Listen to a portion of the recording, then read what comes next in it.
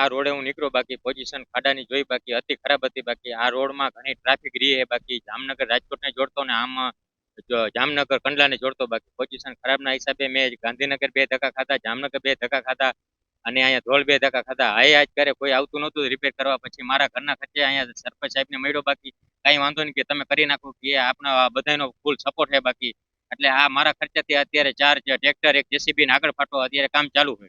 અને અમારે રામપર ગામથી આ જામનગર રાજકોટ હાઈવે થી જોડિયા કંડલાવાળા હાઈવે સુધીનો જોડતો આ રોડ છે. અંદાજે 25 થી 30 ગામડાને જોડતો રોડ છે. આ રોડ બહુ જ બેમિસાર ખરાબ છે. મોટા મોટા ખાડા પડી ગયા, ગાડીઓ કોઈ વાહન હાંકવામાં બહુ તકલીફ પડે.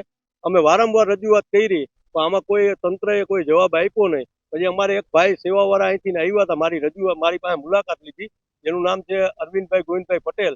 જેઓ મને રૂબરૂ મળ્યા અને મને એમ કીધું કે સરપંચ આ રોડના રસ્તા બહુ ખરાબ છે, તો તમે આનું કઈ કર્યું નથી. મેં કીધું ભાઈ અમે અનેક વખત રજૂઆત કરી, પણ કોઈ તંત્ર અમને જવાબ આપતું નથી. ચૂંટણી ટાણે બધા આવે, અમને કહે કે હા અમે કરાવી દેશી, પણ કોઈ પણ તંત્ર અમને જવાબ આપ્યો નહીં.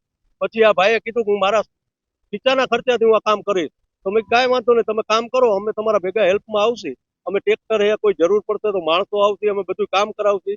એ ભાઈએ સારી એવી કામગીરી અહીંયા કરવા આવ્યા હતા, તો અમે એને ટેકો આપવા આવ્યા છીએ.